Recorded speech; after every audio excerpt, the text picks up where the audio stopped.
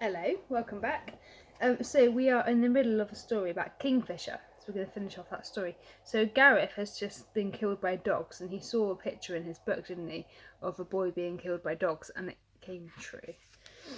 Okay, so let's carry on. We might be able to finish it today, hopefully. To make matters worse, Joe Fallon turned up. Fallon was a former drummer of his father's band. He acted as if he'd just been passing, but he only seemed to visit when Kingfisher's father was away on tour. "Hey there, dishwasher," Fallon said, punching Kingfisher on the arm. Kingfisher wandered off and left Fallon and his mother talking in the lounge.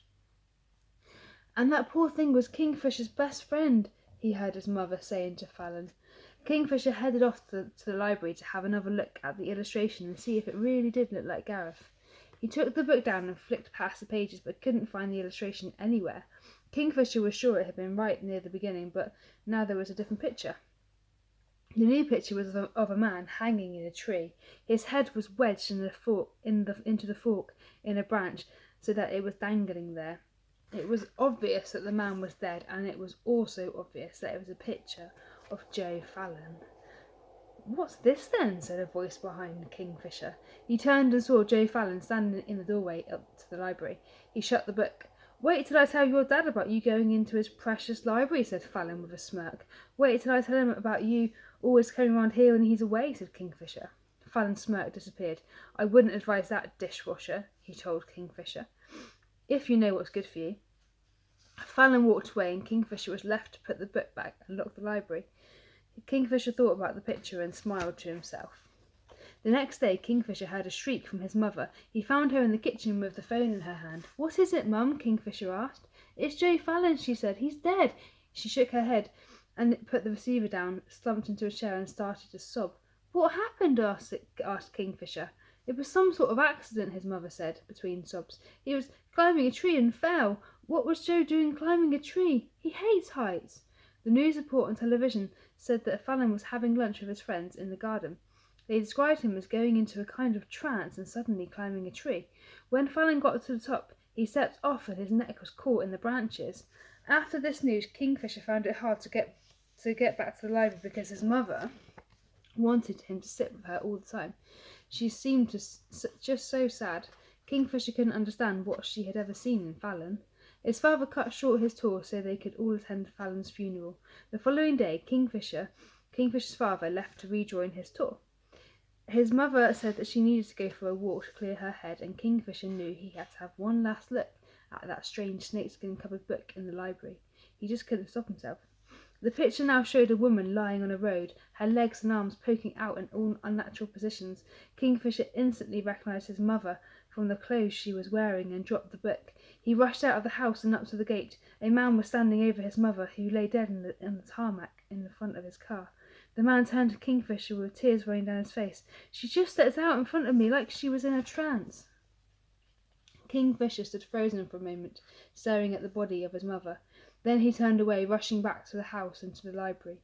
He checked the picture in the book, and it showed someone in flames, flailing their arms around the next victim. "Stop this!" Kingfisher yelled, sobbing. "No!"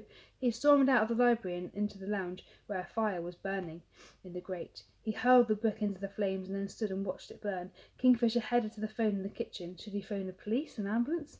He burst into sobs and slumped to the floor. Suddenly, Kingfisher became aware of the smell of burning. He looked back towards the lounge in case the book had fallen out of the fireplace, but he soon realised the smell was coming from his own clothes. Flames began to spring up all over Kingfisher's body. He jumped up and tried to pat the flames out, but it didn't work. He turned the tap on and tried to throw water over himself, but it made no difference. Kingfisher heard sirens and ran outside. The rush of air only made the flames stronger. He remembered the lake and ran straight for it. As he ran, he saw flames coming from his feet and legs, his arms too, his hands, and then, faster than he could scream out for help, Kingfisher was a human candle. Flames covered his whole body, and he could run no more. By the time anyone could reach Kingfisher, he was burned to the bone. Kingfisher's father was devastated, of course, and could not stand to be in the house.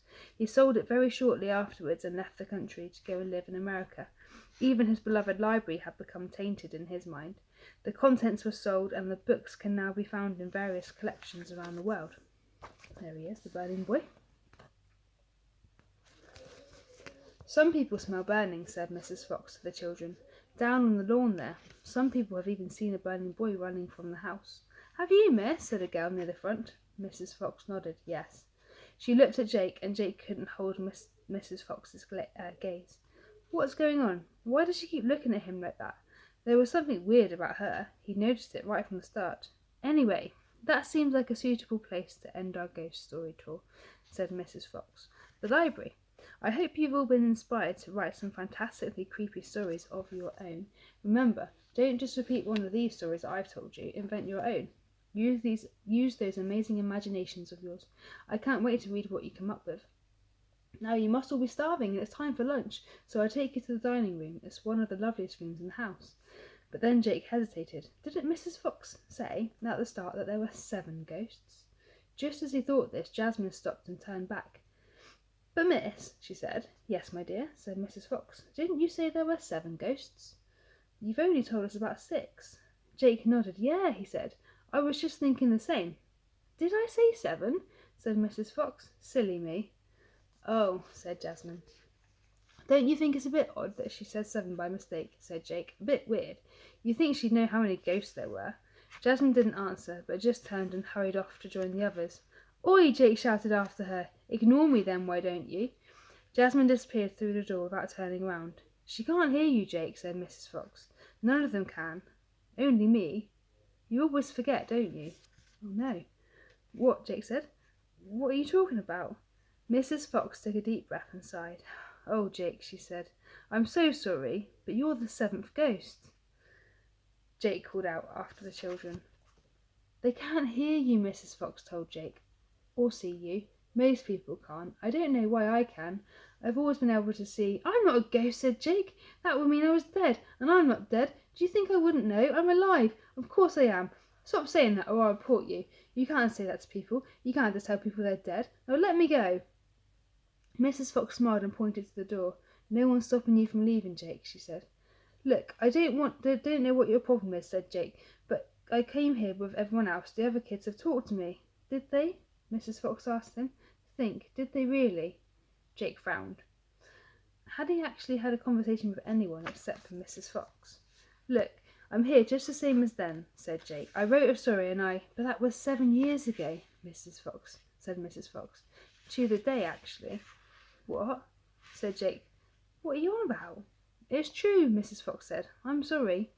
I'm going to report you, said Jake. You're a weirdo, you are, trying to scare kids. What sort of person does that? No one is forced to come here, Jake, said Mrs. Fox.